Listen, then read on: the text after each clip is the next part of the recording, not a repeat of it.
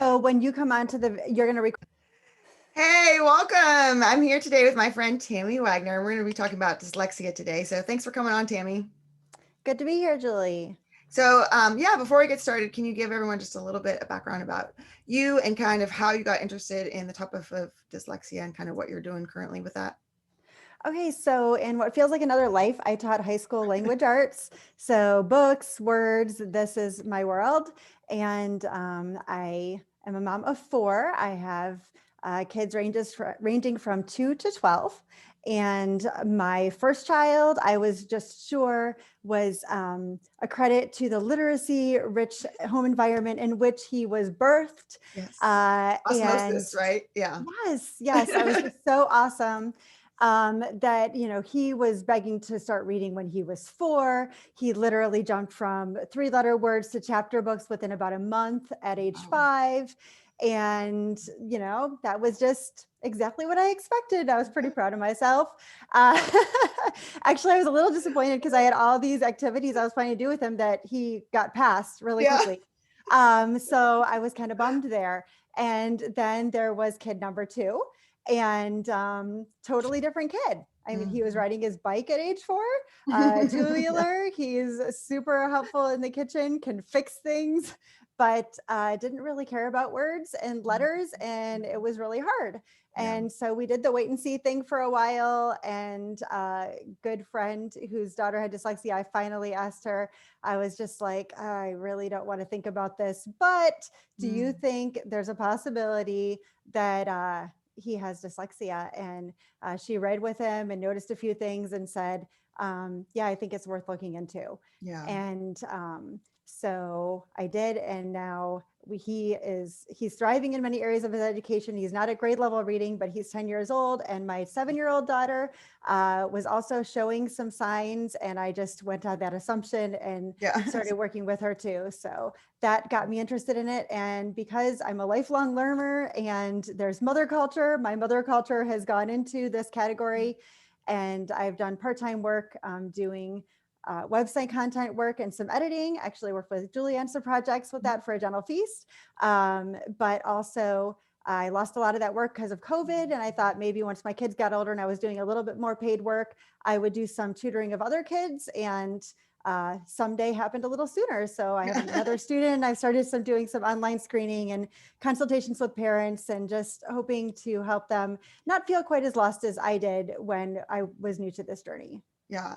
And I love that your heart for your kids drove you to become really passionate about this. I think that's one of the blessings about homeschooling is, and it varies for different people, but they find one particular part of it that they just either it comes out of a need that they need to meet for their own family, and they are like, yeah, I can do that myself, or they are really passionate about something that they start learning about in the feast and like, well, who knew I love Shakespeare, or who knew I love nature study, and they want to share that gift and that knowledge with other homeschool moms. And that's, I think, what's made this homeschool community so wonderful and thriving, and I'm so thankful for that. So yes, I'm super excited to talk about this today because we get questions all the time about this. I think it's becoming more widely recognized. Dyslexia is. It was kind of something that, I mean, it wasn't on my radar for a long time. I mean, I knew there was such a thing, but it was, especially in public education, and I'm an elementary ed major, but really focusing on like learning disabilities, and dyslexia kind of got lumped. Even when my one of my kids was in school for 1 year, that they didn't test for dyslexia. I believe they still don't. They'll test and say a child has a reading disability or something like that, but it's unspecified reading disability. So two things with that. That is, Okay. because my background, I went to school for language arts education, which was high school. But yeah, I had a general special needs class. It was actually like a 2 week block class. So that was all, and dyslexia was mentioned, but not much. So I feel you there. As far as awareness goes, one thing that is really confusing, I think, for parents looking into this at first right now is the DSM-5, which is the standard for how different disabilities and psychological issues are diagnosed, does not use the term dyslexia Mhm. anymore. So that Oh, term yeah. is kind of falling out of use, which is really unfortunate, I think, because if you're trying to look into this stuff, Yeah. you want to use that term.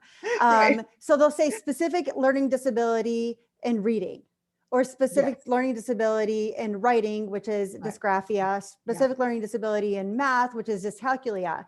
Now, there is some carryover from dyslexia into learning math facts and other rote memorization, so that can be a little confusing. And there's also a high degree of comorbidity among those three issues Yeah. and other neurological issues and special needs. So that can be really tough. Yeah. There's a high overlap between speech issues and dyslexia, because dyslexia is tied to auditory processing, phonological processing, which affects our speech too. So my one daughter, she has speech issues. Yeah. She also has dyslexia. It's kind of hard to know where one thing ends, the other begins. I've seen how speech therapy has helped her with her reading, and how what we're doing with reading has helped her with speech. Yes. So, Right. but they're muddy waters. Yeah. For They really sure. are. And I think that's why it's hard for parents to go, what am I actually dealing with here? Because I can read about all these different things and yeah, that sounds right. And that sounds right. And that sounds right. And, or I just know there's something going on. And that's how I was with my one daughter. She went to school for 1 year and like, it was first grade. She never learned how to read. They're like, nothing's really wrong. She has some general reading disability that, we can't provide her services for. And I took her home and did first grade again. And I'm like, something's not right.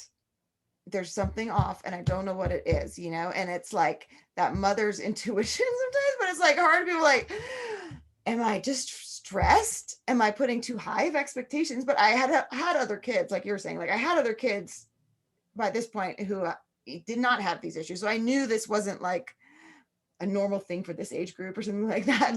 But it's also like, well, maybe she just develops at her own pace and we just need to wait and see, like you were saying, and so I think parents get so stressed about it because it's so nebulous. What do you think about that?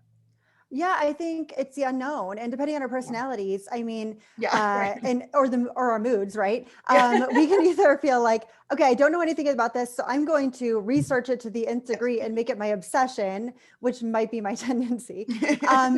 But also for a while, there were other life factors that I didn't have the energy to do that. And so it was just la la la, I'm going to pretend it's not there. Yes. which isn't helpful either. And the research can be helpful, but we can be too obsessed with it too, which is I think where Charlotte Mason's principles really come into play. One other introductory note on it, with comparing to our other children, it is a genetic issue. So there is a high likelihood, if you have one dyslexic kid, that you have more than one. There's actually a website, and I'll send you the link for the show notes. Homeschooling Dyslexic Kids, I believe. She has 7 dyslexic kids. Wow. Could you even imagine? No.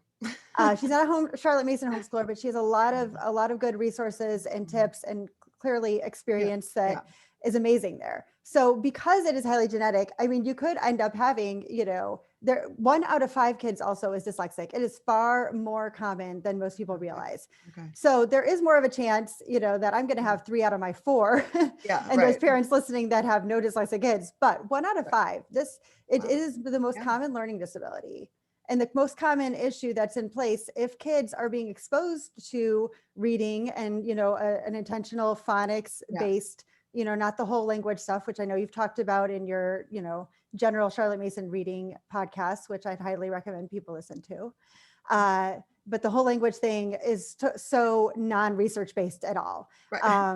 But yeah, if you're presenting your kids with this, they're in a literacy rich home environment and they're really not reading at all at those ages. But that's what public schools, in their defense, that's not all that they're dealing with. They're getting kids that maybe don't even have a book in the house. And so to test a bunch of kids at first grade age is like, well, they might have never seen a book, or kindergarten age or whatever. So that's part of the reason they won't typically test until, in our school district, it's until 2nd grade.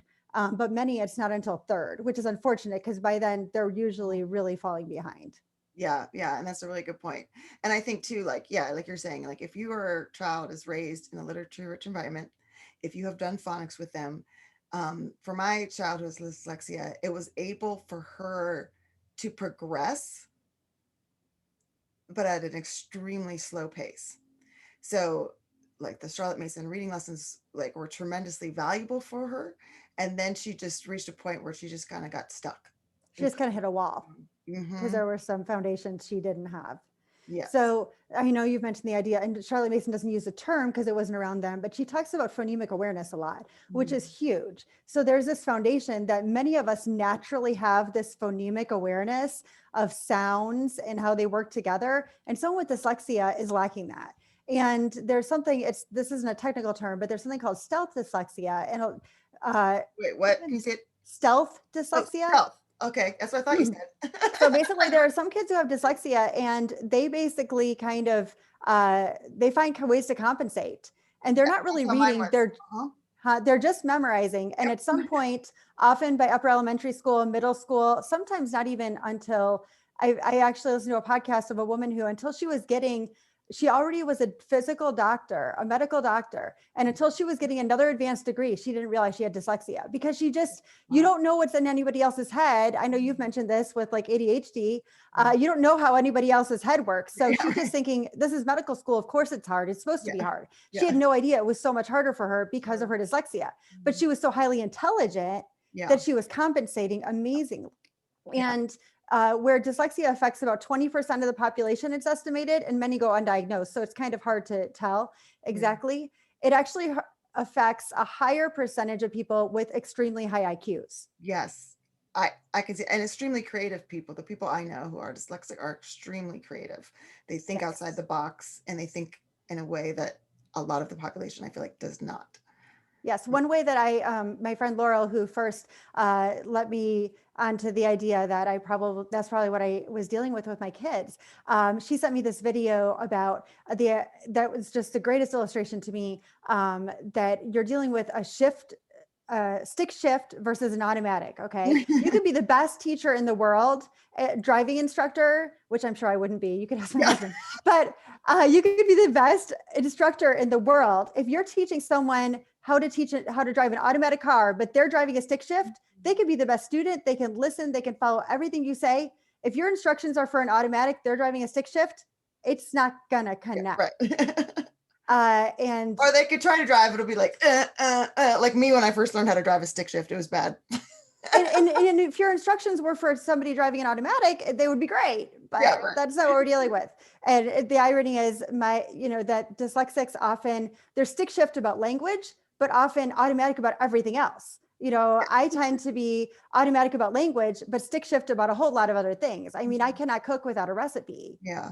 So, I cannot drive a car without a recipe. Some days I think. But, I need details about steps for everything else, where they can see the big picture and figure stuff out very easily. It's a typical dyslexic strength, which, many famous people that have largely contributed. I mean, Einstein was probably dyslexic. Lots of really amazing people that have contributed in wonderful ways to our world.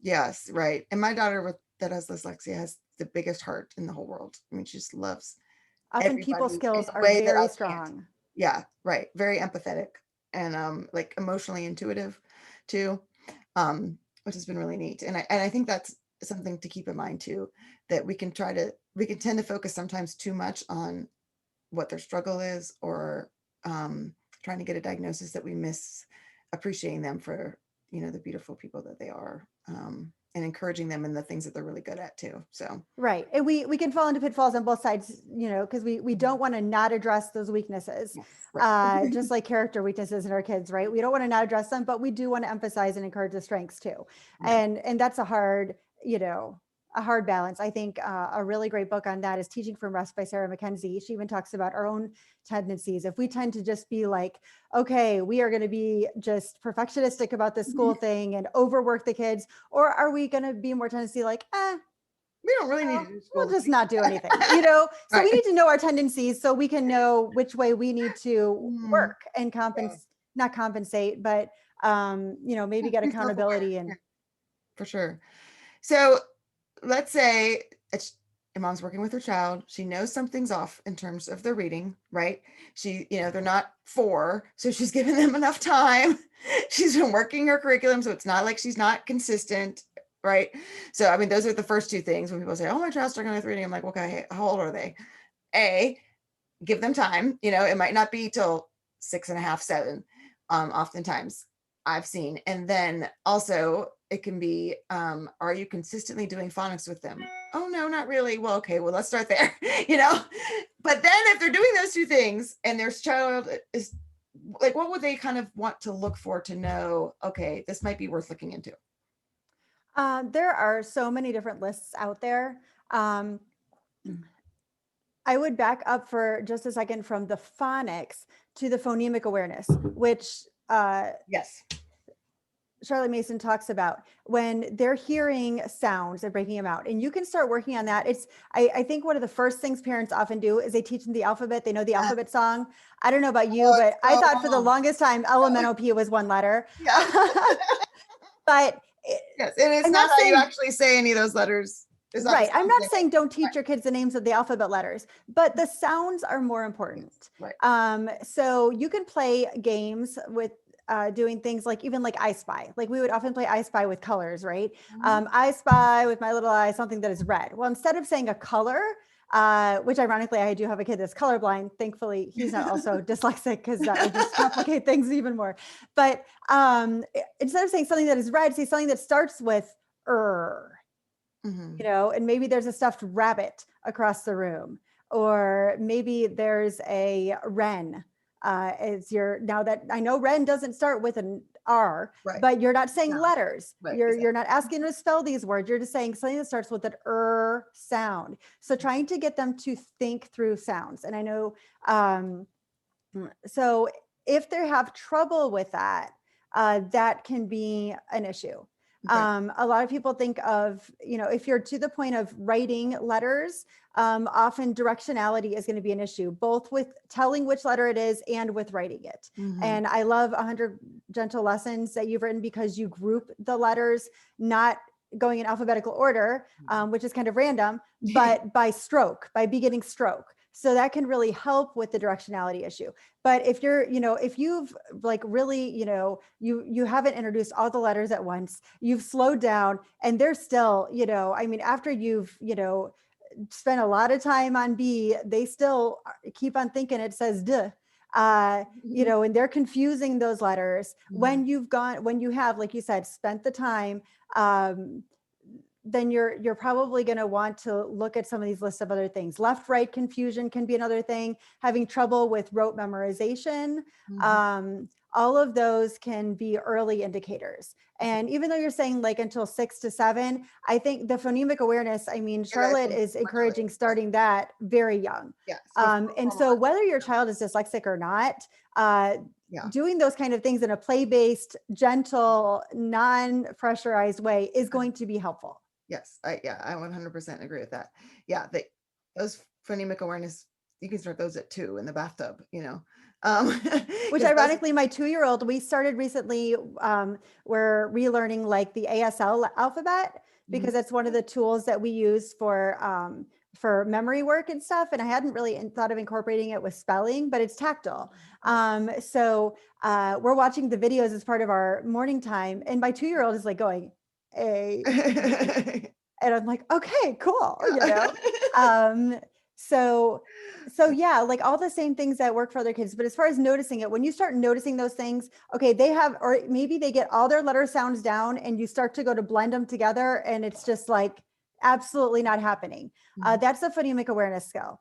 And it seems to me in my mind, because I'm an automatic thinker with language, that if you know those letter sounds, you should be able to blend them together. Like you just should, because that's my frame of reference. But these kids don't have that tool in their toolbox naturally, like many others do.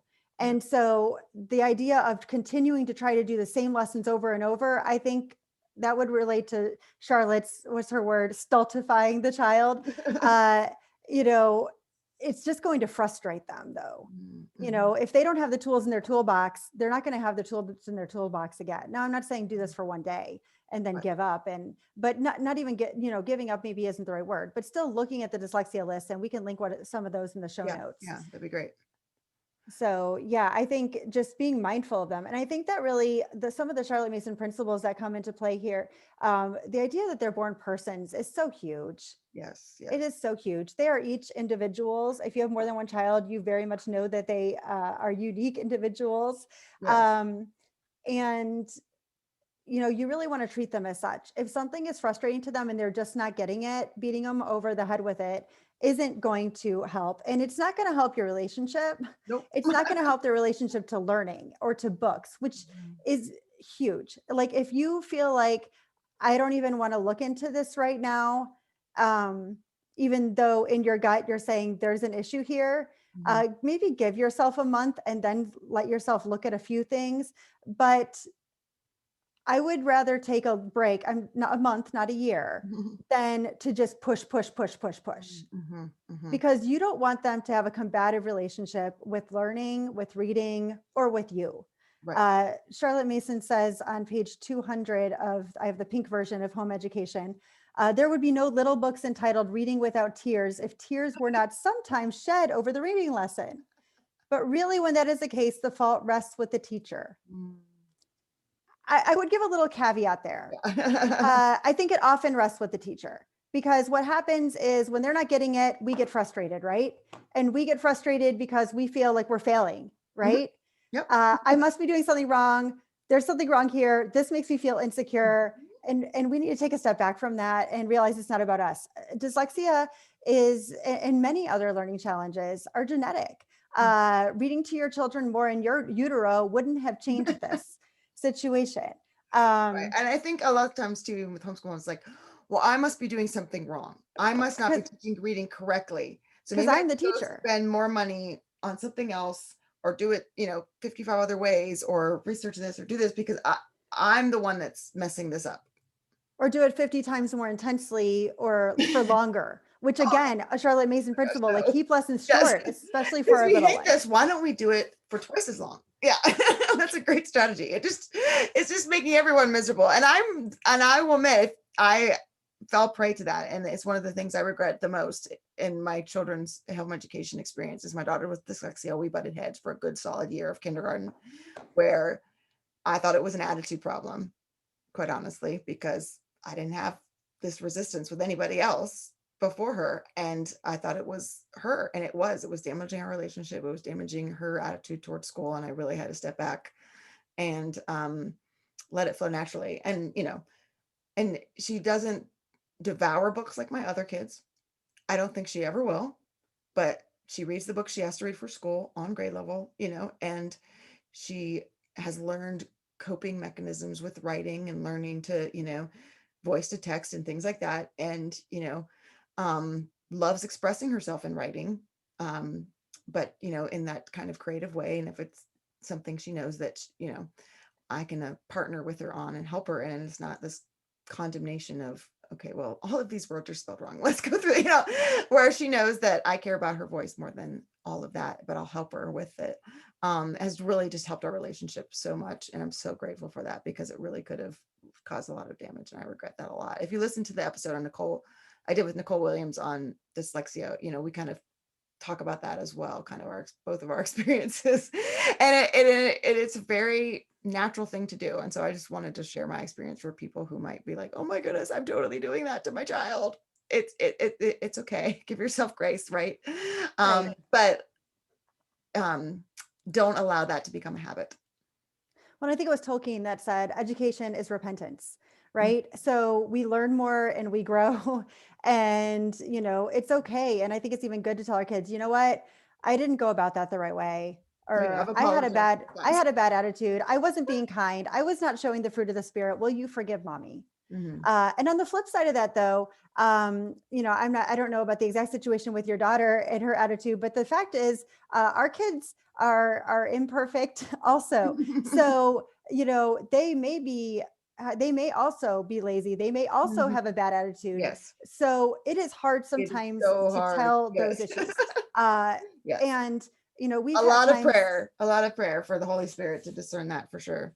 Definitely. And we are more likely to have bad attitudes, aren't we all, when something is hard and frustrating to us? Yes. So like something we've started doing during reading lessons, like, we started with them really short, because that's all they could handle. But by the time we get out the manipulatives and the things that we're using, it's just easier to do a longer lesson. And there's enough variety back and forth where you are doing different types of things that it often works to do a 45-minute to hour-long session with us. Now, that's just individual for my kids, and that's what works right for us right now. But when we're learning something very new, my daughter especially will get frustrated. And if she starts having a meltdown, Mm. you know, we need to switch gears or whatever, but we've been working on this. I'm like, okay, if you start feeling like your brain is going to explode, Mm. or you just can't do this new today, we can just take some time, because they need more time Yeah. anyway to review former things using games. And she loves doing that. Yeah. Her brain can be tired and she can still review the things she already knew.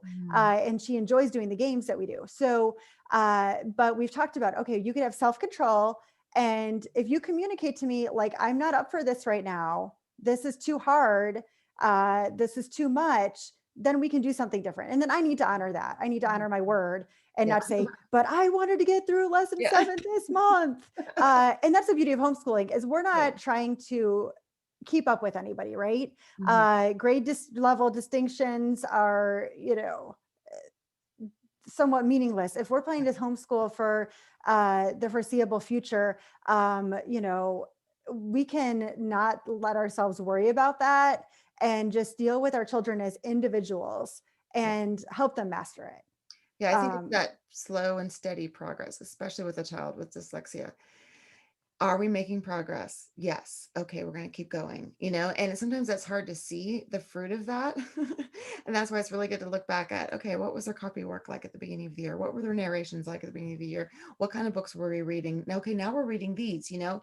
Um, and just kind of appreciate that the progress is going to be slower for someone like this, and not try to right. push them for what you think they should be doing at this point. And it's going to be slow, but we still want to be consistent, Exactly, right. because that consistency is all the more important, because you're actually, if you're using like, consistent methodology with them, that is structured, that is Mhm. explicit, they are actually forming new neural pathways in their brains.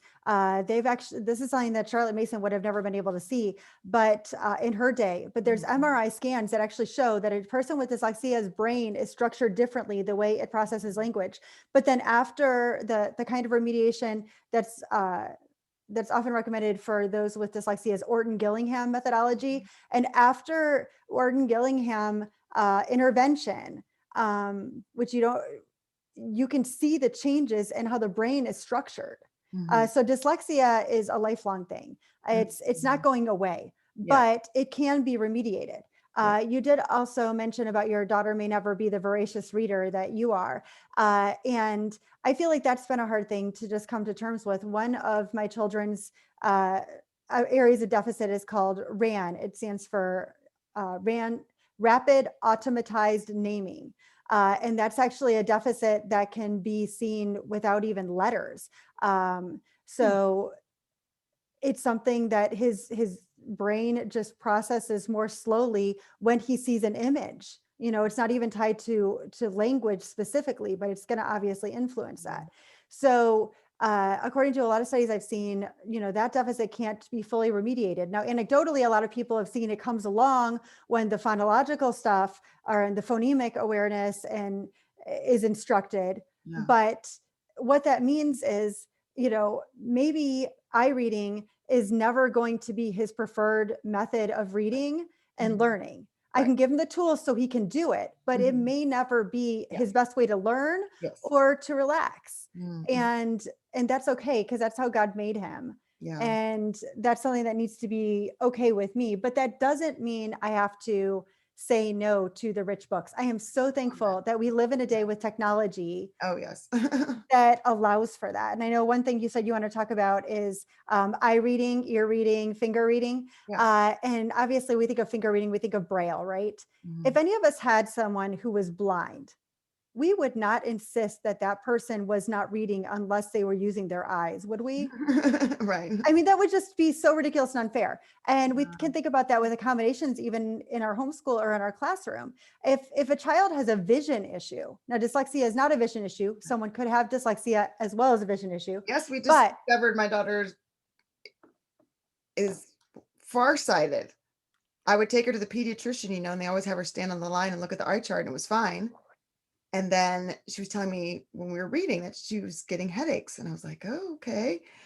So she has dyslexia and she's farsighted, so now she needs glasses to read. So Like, yeah, like, and you can see how those issues could be confusing for, yeah. which is which, right? So, but if somebody, like, could you imagine then, in a classroom, would any teacher tell her, well, you know what, I just don't want I just don't think it's fair for you to wear glasses if Yeah. nobody else in the class is wearing glasses, right? Yeah. That's just not fair. And that's what Yeah. accommodations do. They don't, a proper accommodation is not going to take away the work from your kid. It's going to give them a chance at success. Yes. Yes. I love it. Um, That's so good. there's a quote here from page 227 of Home Education. The most common and monstrous defect in the education of the day, of course, this is Charlotte Mason's day, is that children fail to acquire the habit of reading. Knowledge is conveyed to them by lessons and talk, but the studious habit of using books as a means of interest and delight is not acquired. This habit should be begun early. So soon as a child can read at all, he should read for himself and to himself history, legends, fairy tales, and other suitable matter. Now, clearly, she's talking about eye reading here. Yeah. Because ear reading wasn't really a thing unless somebody was reading aloud to you, right? They Right. didn't have the Yeah. technology that we have. Yeah. So I like to think of the accommodations that we do for dyslexia and the intensive remediation, not as opposed to her principles, but as an extension of them for specific individuals. I 100% agree on that. Yeah. So we very regularly use the word ear reading in our home. We do not say that we listen to audiobooks because that seems to take away from the hard work that reading actually is. If you, and listening intently is too. I'm not saying listening is bad, but to say I listened to an audiobook or to say, oh, well, did you read it or did you listen to it? It sounds kind of demeaning, right? Yeah. Yeah. I think that's a very good point. Yeah. So we really elevate that. And in my ideal world, which is not reality, it sounds so nice, doesn't it, though, to have all our kids just around us and we're reading aloud to them, like as if our voices don't get tired. That was how homeschooling was going to be, right? I was going to be like the Ma and Little Women, and they were all going to sit around and we would just read. And they would be fawning over your every word. Yeah, I know. And your voice would never get tired, of course. Of course, I do read to my kids before they go to bed. And I don't know why I thought this was a great idea to start with at the beginning of 2020 with Harry Potter, reading it to my son. We are now on the last book.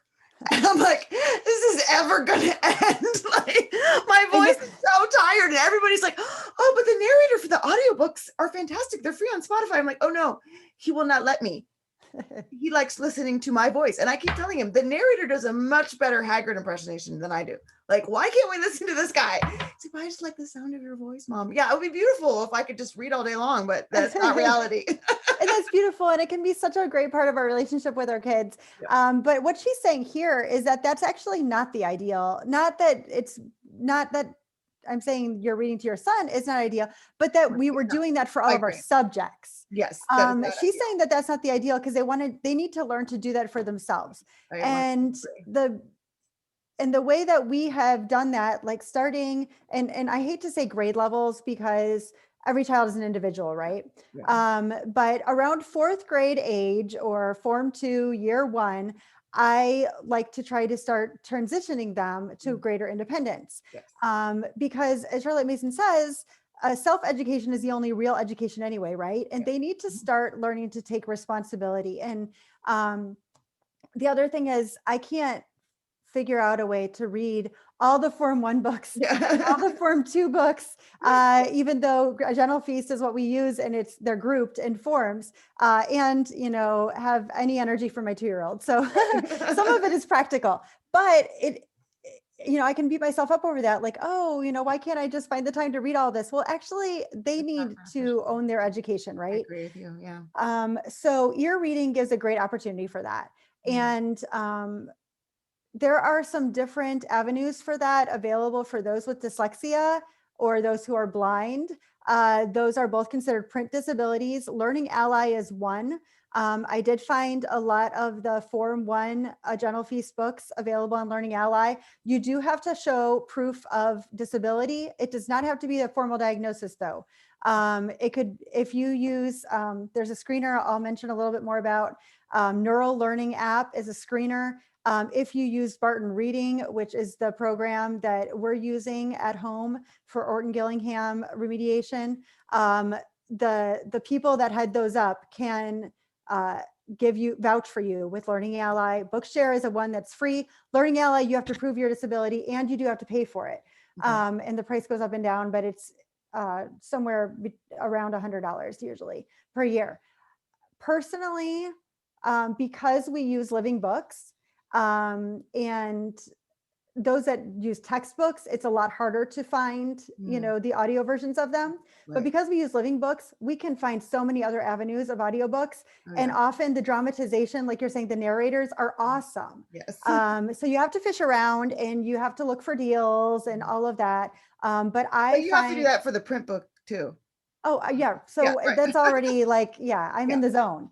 So our favorites, and just for simplicity's sake, if I can find a good deal on an Audible Kindle hybrid with Whisper Sync, it'll do similar to what Learning Ally does, where it will highlight the text so you can be eye reading it as your ear reading it. Yes, I love that approach because I think that really helps them with their spelling too, is seeing the words as they hear them. Well, that's a part of the orthographic mapping process. And even if our kids are, when they're ear reading a lot, I mean, my kids that are not eye reading on nearly grade level have awesome oral vocabularies. Yes, very much. Because of the living books. Yeah. And then something that I've heard from a lot of Orton Gillingham tutors is that as they're going through different word lists, the kids that have never heard of those words. And so they're trying to, and there is some value with phonemic awareness skills to nonsense words, but to figure out if they're understanding the letter sounds and stuff. But when you're looking at a real word and you're trying to sound it out using these different patterns and skills you've learned, but you've never actually heard that word before, it's a lot harder. Oh yeah. I mean, try to read like a physics textbook. I could probably try to sound it out phonemically, but I got no clue what they're talking about. Exactly. It's not meaningful for you. Right. Either. I mean, if you were interested in physics, I'm assuming you're not that interested in physics, right? So yeah, if they've already heard this word and then they're seeing it, it's really the combination that's going to help map it. Now for that term orthographic mapping, if you want to add to your mother culture something about the science of reading, a huge name in the science of reading is an educational psychologist named David Calpatrick. Okay. By the way, this is one of the very few books I know this is true about. It is cheaper from his website than from Amazon. But he really breaks down like how our brains learn to read.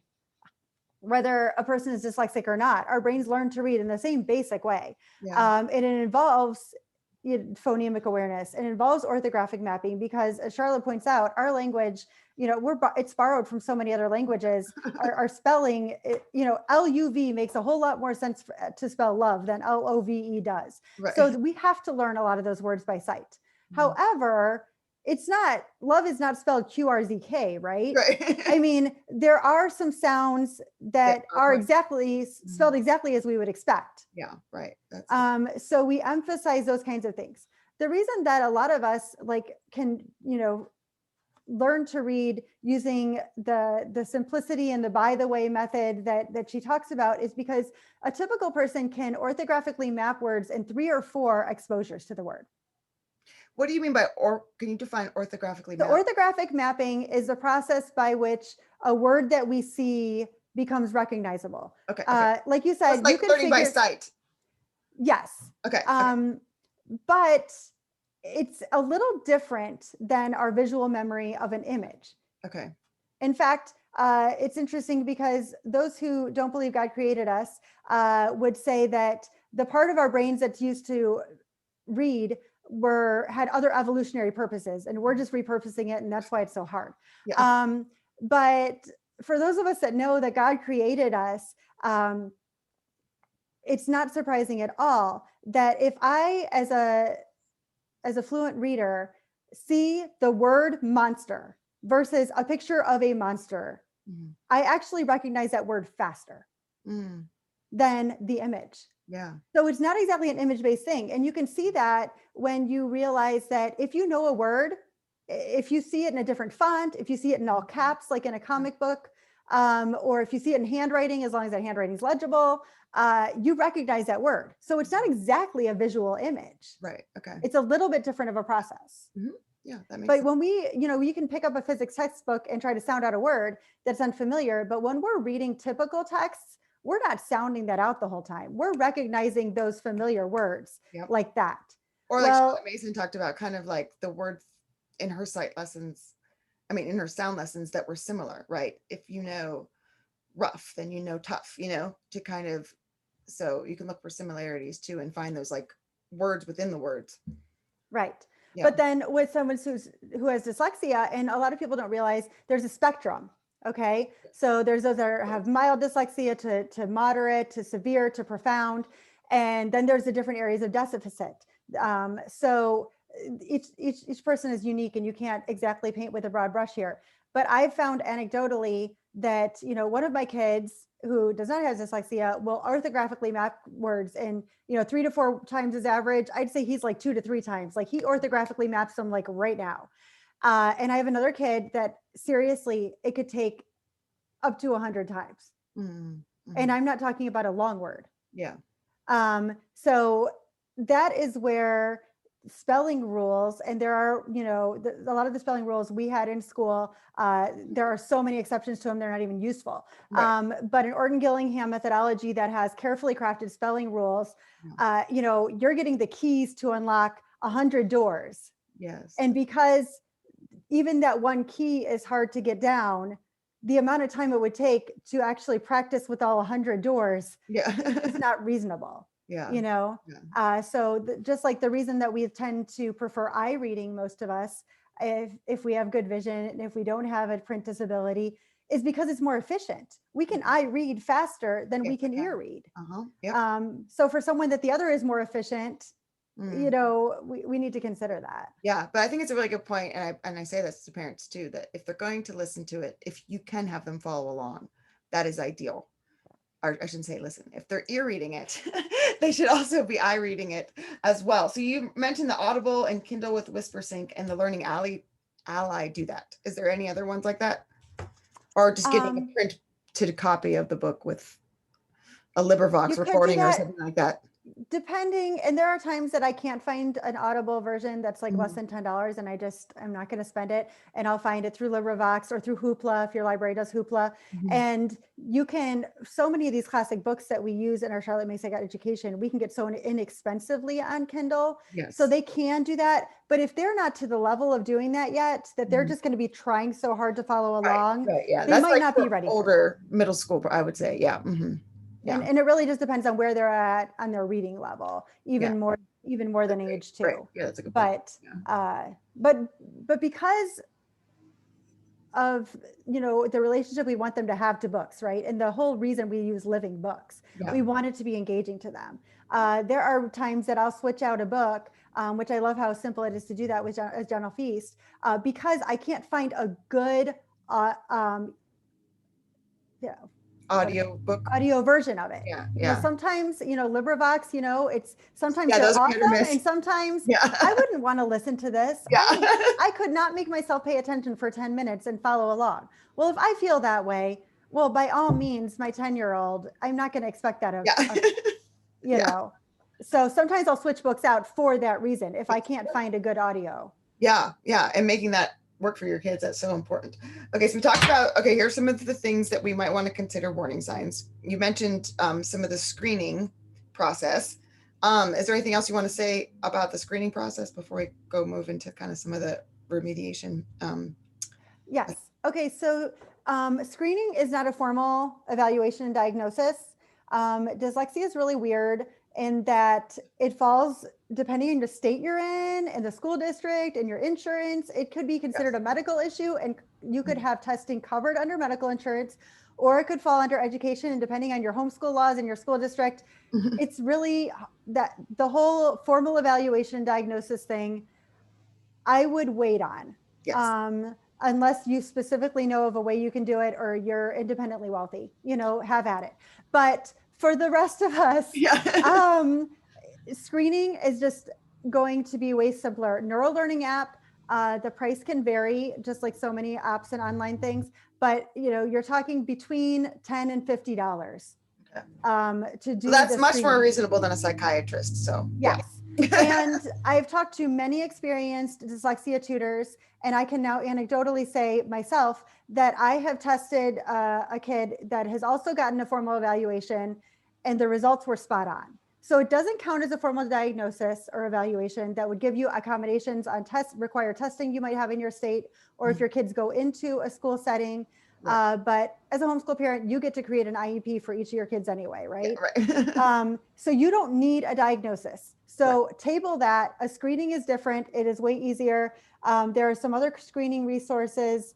There's one free on the Barton reading website that screens for phonemic awareness, because some kids aren't even ready for an Orton Gillingham reading. They need those phonemic awareness skills higher. And again, it has nothing to do with IQ or intelligence. It's just degree of dyslexia. Right. So there's actually another program that you might need before you even start those reading programs, or tutoring or whatever you are going to do. So yes, screening can be simple, can be inexpensive. I offer some screening, and so do other dyslexia tutors. For $100 or less, you can do such screening and get an idea of where to go, whether you're going to, whether you're in a place to hire a tutor or do stuff yourself. At least it would give you the peace of mind to say, okay, I'm not crazy.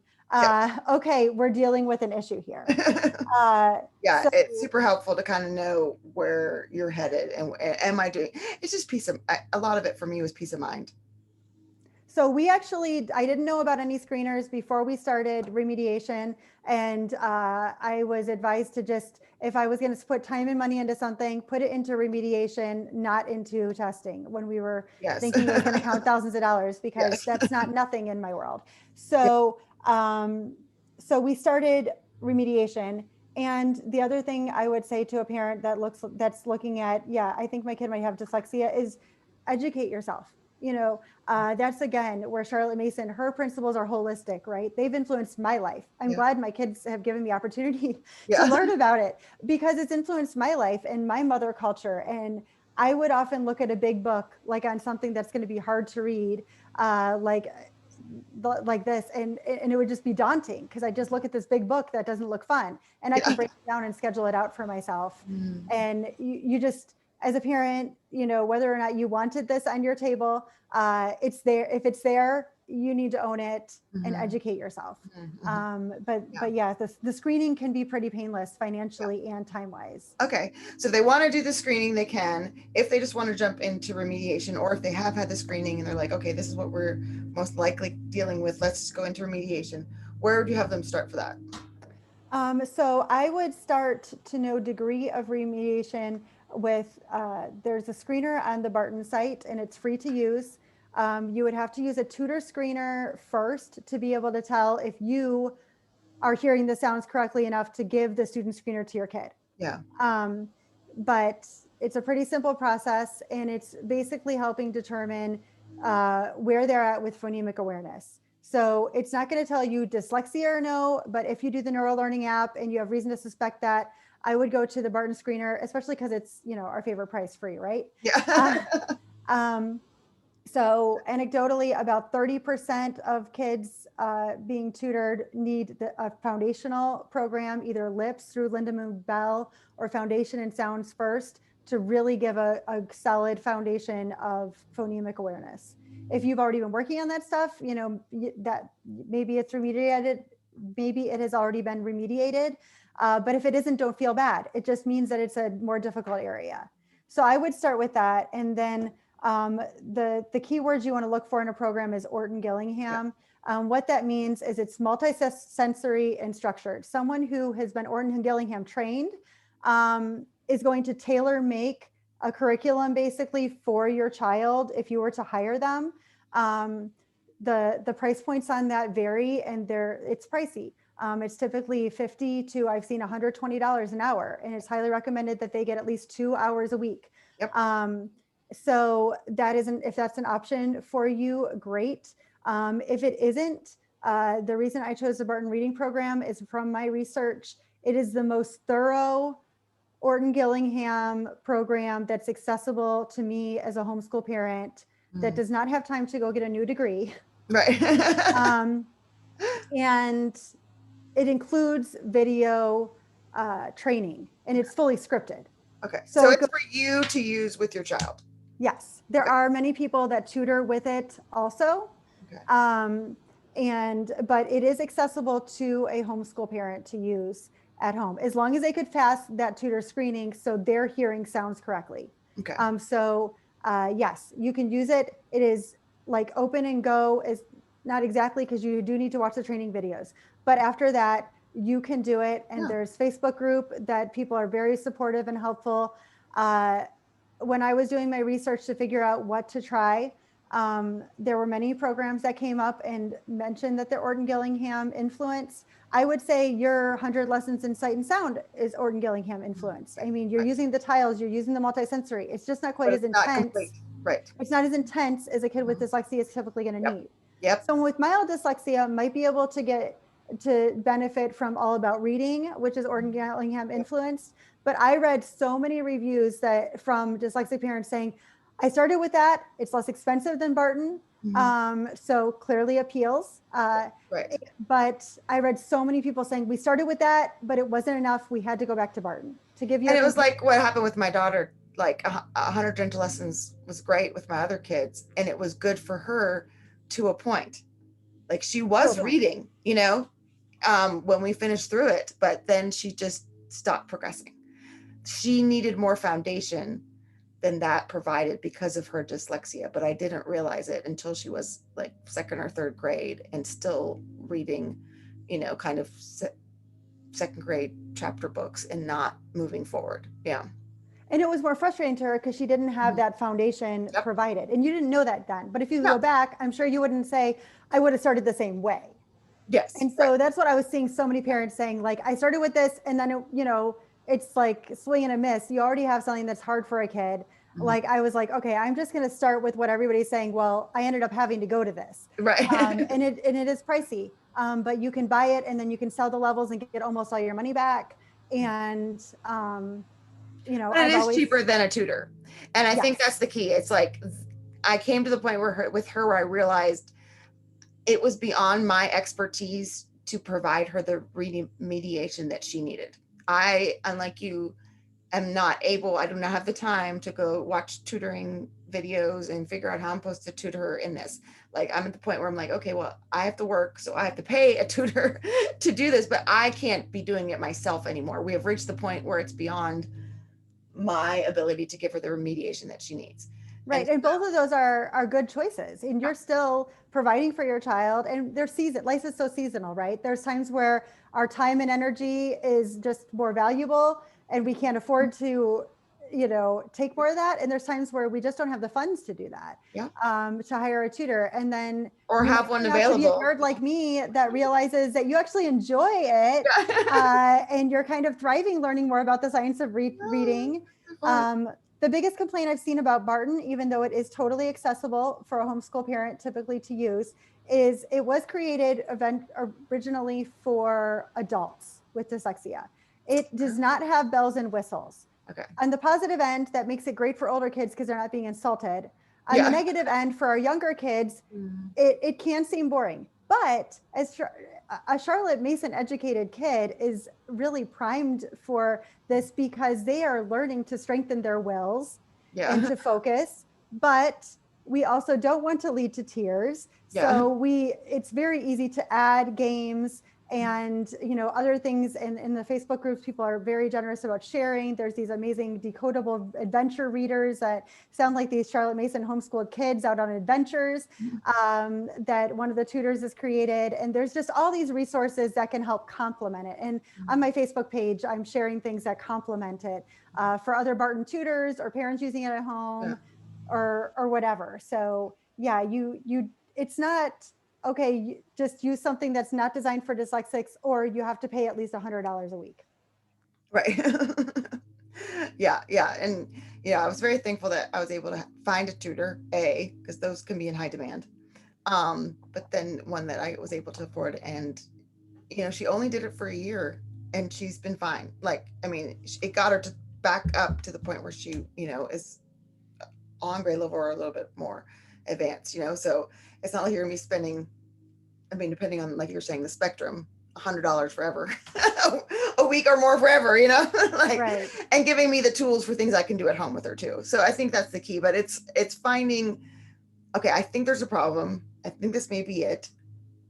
Am I doing some kind of screening? Yes, I'm on the right track. Okay, so then deciding what are some of the best options for where your family's at and what kind of interventions your kid needs, Right. depending on their And I severity. mean, I've always had to work part-time from home to afford my homeschool habit.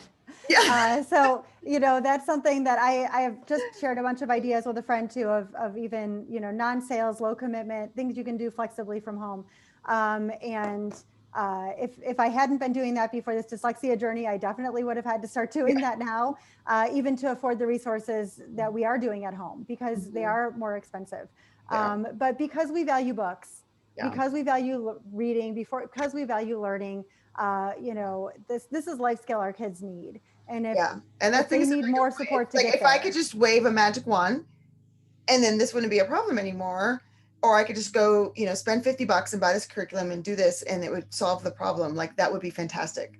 But this is one of those things where it is a big investment, either of time, money, resources, emotions, right?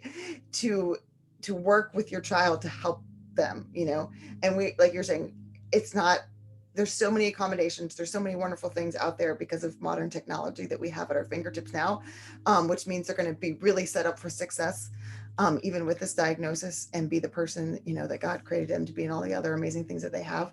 But it's not an easy thing to just, oh, this will be solved in a couple weeks. Exactly. Well, in Cindy Rollins' book, Mere Motherhood, she talks about, she had like 10 kids, 8 kids, a lot of kids. I don't know that any of them had dyslexia, but she talks about reading lessons being, they forget from day to day the sounds or whatever. And she's like, and when I could respond to that without anger or frustration, I knew that this was part of my sanctification.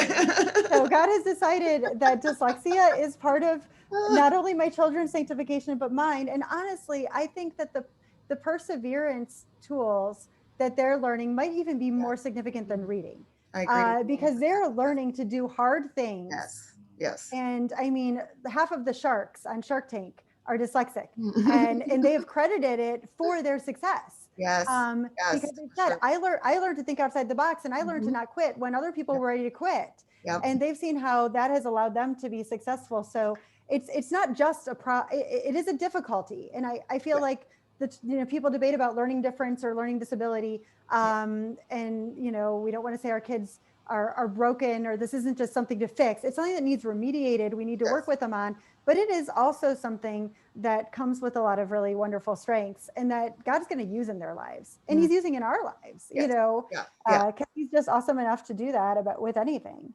Yes. Yes. For sure. I think we have to approach it like that and see the blessings in it for sure, and to help our students see the blessings in it, because it is a hard journey for them as well. And they are, like you're saying, like their brains are physically wired differently. And to read, praise Jesus, we have neuroplasticity, right? And we are able to reprogram our minds, but like it is a lot of work and it is exhausting, and showing them, that kindness and that grace and talking it through with them. But I also feel like as a parent, it's kind of sobering to go, this is the work that we've been called to do. And it does take a certain level of commitment at the same time. Yes, it does. Yes, it does. Yeah. And I wanted to share actually from our morning time this week. I read this verse in Genesis. It's about Hagar, Mm. and it's just one of my favorite names of God. And I just feel like for those of us with just parenting in general, homeschooling in general is hard, and we can feel unseen, but especially when we have a child with a learning challenge, this can come up. And in Genesis 16, the angel is speaking to Hagar, who has, basically been rejected. She's in a hard place. She doesn't know how she's going to support herself, how she's going to do what she needs to do. She's an, unwed mother. And I'm trying to find the verse right here. But the angel ends up telling her that basically God is going to provide for her, Yeah. and God has listened to her affliction. And so she called the name of the Lord who spoke to her. You are a God of seeing. For she said, truly, here I have seen him who looks after me. And just to realize God, God sees us. And then in this, we can see him in amazing and unique ways. And to realize this isn't, maybe it wasn't in our plan. Maybe it's something we wouldn't have written into our stories, but he can use it. In a small way, he's used it like with our family financially in the last year. He knew COVID was coming. He knew I would lose my other writing work. And he knew I would really enjoy teaching and kind of having an excuse to even research this further. And he does that kind of thing.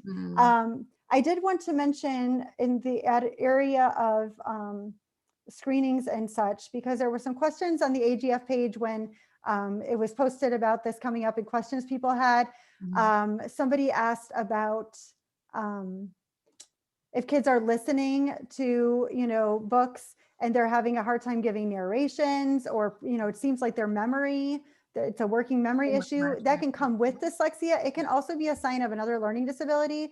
I'm not equipped to talk about that, but Amy Bodkin through Charlotte Mason Planery, she actually does special needs consultations. She told me that she actually has talked to many AGF families, that she gives a lot of suggestions on accommodations and can give you an idea if you're noticing something that's outside the realm of dyslexia, which I'm giving you suggestions for. She can help you with other things. She's actually an autistic adult. She has kids with dyslexia and hyperlexia and all kinds of things. And she is a Charlotte Mason gal, and she has a background as an educational psychologist. So that's something that we can put into the show notes too. Those in the show notes too. That would be fantastic. Yeah. I think that's a really good point. I'm trying to think if your episode airs, I think your episode airs before this one, but I just recorded an episode earlier today with Cindy West, and we were talking about brain training. And one of the things she was talking about was on these executive functioning skills, which working memory is a part of. And I do notice that with my dyslexic child, her working memory is a struggle compared to my other children, for sure. And it's important to realize that's not going to make them all of a sudden learn how to read, but it's the other side of the, you have to deal with both, which I haven't started looking into. But yeah, one of the things I talk about in Gentle Feast, and Cindy and I were talking about this in the episode, was, you just divide a piece of paper, beginning, middle, and end. If you want to get fancy, you can get little comic book paper, but just having them draw little stick figures or something as you're reading or as they're listening. So they can go back and go, this was what happened at the beginning, because their working memory by that point, they get to the end of the chapter, they forgot what happened at the beginning, but then they can go back and look at the picture and be like, oh yeah, there was this, and I think that really helps with narration. With my one child with dyslexia, there were no narrations until I started doing the drawings, and now, she did it for about 3 years. Now she doesn't need it for the past 3 or 4 years. And they're all individuals, because my dyslexic kiddo, I have two in Form 2 right now, one that's dyslexic and one isn't. And, my dyslexic kiddo is younger, but he's actually the better narrator. He's a great storyteller. He's a great narrator, and he's clearly an auditory learner, which is great. I'm so thankful for that. You're mentioning like the stick figures and stuff too. I think so many people end up thinking like Charlotte Mason is just like books. And it's easy to leave out physical components. And no, we're not creating all these things for them. We want them to be invested in their own education, but we're not opposed to multisensory stuff. We are all multisensory over here. We use tons of multisensory stuff with morning time. And we use hand motions to memorize verses. I mentioned we were, relearning the ASL alphabet to cue us off to that.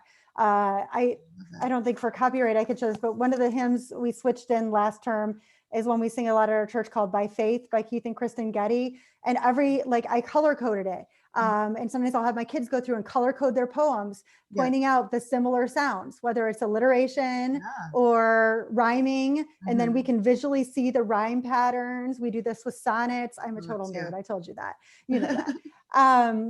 No, I think that's great to find those word patterns, because the rhyming really is also part of the phonemic awareness, which we didn't talk about, but Yeah, it's going to help them with their poetry is gonna reading help and thinking, them. but it's going to help them learning it because these are things we're wanting them to learn and recite, right? Yes, right. So we used all that multisensory stuff, and we didn't really get to talk about spelling a whole lot. I was just going to ask you about that. You're reading my mind, Tammy, because we've talked about reading a lot, but I'm like, oh, with dyslexia, that spelling, woo, it's tough. So reading, some kids, especially like stealth dyslexia or really mild dyslexia, they might really not notice issues with reading, even if there are underlying phonemic awareness issues, but that's really going to come out with spelling. Yep. And spelling is not just based on phonics, right?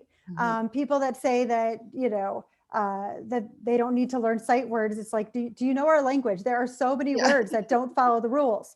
It's really stinks. In fact, readers in other languages don't notice as significant of issues as English readers with dyslexia. So spelling takes a lot more. One of the links in the show notes is to Heartword Magic. It is free website, and it has videos, and it has some scripts to give you an idea of how to do other words. But the idea is they call, heart words is a general term using for sight words, meaning words that are really common we want to learn by sight. But tricky heart words, they're talking about ones that, have a part. It's usually just one part you have to learn by heart. Isn't that cute how that rhymes? Oh, that is so cute. That's a rhyme. So we start with our phonemic awareness and phonological skills, the. What's the first sound you hear? What makes v? If they know their digraph th, they know that's going to make the v. Well, then we have Yeah. We would expect that to be a U, except that at the ends of words, U doesn't say It's a weird one, right? But it is a vowel. So it's not a totally out there thing. And it gets thee and thy and words we don't say anymore. Yeah. Right. So we have one part we need to learn by heart. So we do a little word study where we're going to look at that. If there's a Heartword Magic video, we'll watch that. And then we'll write out on a card the word and that tricky word letter, sometimes more than one letter, but if we can isolate one, we will, use a different color for it. In some Orton Gillingham training, they talk about these as red words, but we will emphasize that tricky letter. And so we've emphasized it visually. And then we go through this whole, I mentioned how orthographic mapping happens so much more slowly for someone dyslexic. So I have a pattern that I use, and I have a cue card for it that incorporates a couple of different methods I've seen. But basically they're using gross motor, which I know you use that with, 100 lessons in handwriting. You're using the gross motor first. So they'll stand up. I won't stand up here because I don't think you'll see me, but they'll tap it. They'll hold the card. So they're looking at it. They're tapping their arm for every letter. Yes. T-H, the. And every time they're saying the tricky letter differently, they're looking at it. It's different. And then they're going to do every time the letters and then the word. So we do the arm step, then we do a finger step where they're finger writing on my kids don't like finger writing on sandpaper, but we'll use some other surface. You could use a salt tray. You could use anything, but they're finger writing it. Same thing every time. T-H-E, the. T-H-E, the. And then they're looking at the card. They're writing it. Then they do the same thing with a crayon with sandpaper in back of the paper. Then they flip over the card so they can't see it. Try to picture it in their mind and do it again with pencil, still sandpaper in the back. Then we'll use that for copy work after we've introduced a word, and they'll do rainbow writing like you recommend in your handwriting. Sometimes we'll use like one of those garage sale stickers for the tricky letter. We'll use stamps. I'll let them do it 5 times writing, but then they can use stamps.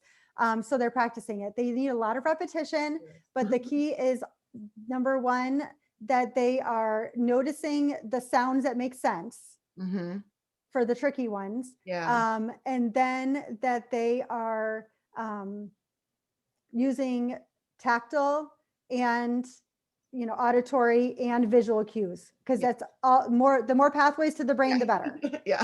And I've noticed for my one child that's clearly more kinesthetic, if he's having trouble remembering his a spelling word, sometimes I'll be like, start tapping it. Yes, we tap them. And then all of a sudden he remembers because there's that muscle memory and that connection. So but they can lose those words. So we have to continually practice. We do games with it. There's games that coordinate with the sight word list from Barton that my kids love. My 12-year-old is actually asked to learn the Barton rules so that he can play the games with his siblings. And I'm like, when?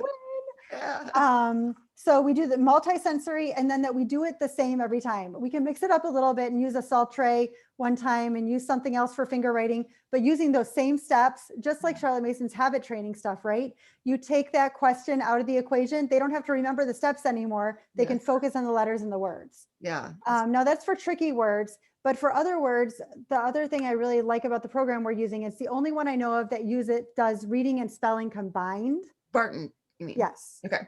So it goes slower for the reading as a result, but once they're, they've got the decoding skills where they can take apart, a word, let's say with a 3-letter blend, as well as digraphs, they can also spell those words. Yes, right. Okay. They're learning to pull it. They're learning both of those steps simultaneously, yes, right. which is something, unique about that particular program.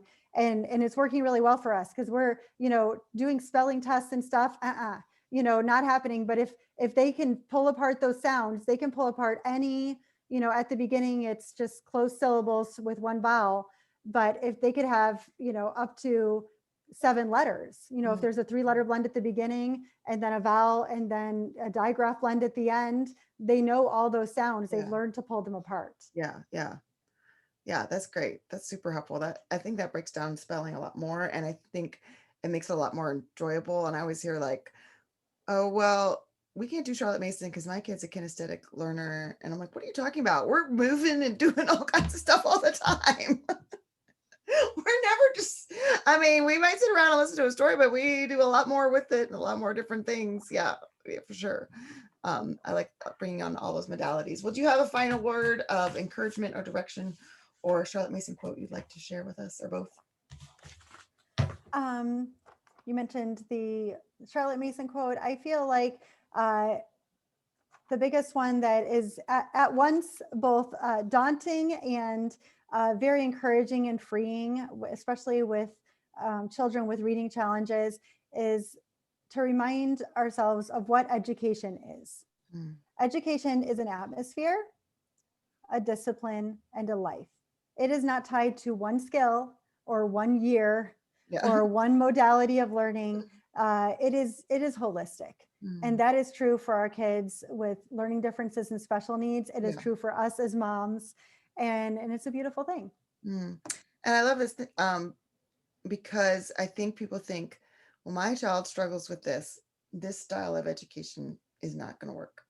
Like, my child's dyslexic, so we can't do a Charlotte Mason education because there's too much reading. And I'm like, no, this really provides them such an amazing quality education. And Nicole and I talked a lot about that on that episode with her, just the feast, right? And all the different things that they're learning and all the different modalities and all the different subjects. Yeah. They're not being held back from, they're smart kids. They're not being held back from, appropriate developmental level information and stories. Yes. Because a textbook and workbook, if anything's a bad fit, a textbook and workbook approach is a really bad fit for dyslexic. I 100% agree with you. Yes. Especially if you want, if you don't want kids that hate school and learning by extension, and if you don't want kids that are always dependent on you, if you want them to be able to own their own education, we definitely don't want that. Yes. Leave the nest. My 10-year-old, we've transitioned to where, he has some independent work in the morning and in the afternoon. And, I draw pictures for some of the, he knows Our Island Story. I draw this little pathetic little island in the chapter, and he knows he has to check a box for, art box and N box for narrating. And he does his video narrations and he's owning it. That's awesome. We came back we had a break week last week, and, first day back from break week's always rough, I feel. But oh my goodness, he sat down at lunch, and my husband comes home for lunch, and he said, how was your day? And he said, we got back to school today. It was fun. And Jonathan just looks at him, and he looks at me, and I'm just like, oh yeah, I'm awesome. I'm just like, this is wonderful. Did you listen to Our Island Story on LibriVox, or did you find it where it reads it to them on something? On Audible. I have an Audible Kindle. For Our Island Story? Whisper Sync. Okay, I didn't know they had that for that. Oh, that's great. So yeah, Yeah. And I mean, keeping the name straight is a whole other issue. So we're just maybe stepping into, okay, let's write down one word, like, because he could look at the title and write down the name. So Mhm. then you can mention the name instead of it's Yeah, always, that some king or dude. this guy. Yeah. But they're interesting stories, and Oh my gosh, yes, they're so they're getting it, and they're getting the yeah, habit, and that's yeah, more important, as she exactly. says, than Yeah. actually the specific content. Because if they can have the Mhm, habit of reading, whether it's ear reading, eye reading, finger reading, they're learning, they're mhm. expressing it. Yep. You That's exactly know, it. Yep. That's what you that's want. awesome. And yeah, I mean, I can't even keep all those kings straight in our island story, but you're feeding their imagination and you're sparking those ideas with them, and that is really what counts at that age. So it's a fantastic book for that purpose. And if they can, pick up a few people here and there and remember, And it motivates them to want to learn to read because stories are so big. They yes, want more access to it. yeah, nobody wants Um, to read Bob books for fun, like no one. So inspiring them with these wonderful stories, yeah, it definitely motivates them to want to keep doing it. So thank you so much for taking the time. This is super practical. How can people connect with you if they want to get more information or talk to you about a screening? through my Facebook page, which is Light Bulb Moments Tutoring, or if someone isn't on Facebook, I do have an email address, lightbulbmomentstutoring@yahoo.com. Okay, cool. So those are probably the best ways to get a hold of me. And as you know, I'm pretty active on the Dental Peace Yes, page groups which also. I very much appreciate. Yes. All right, thanks, Tammy. Thanks. Bye, Julie.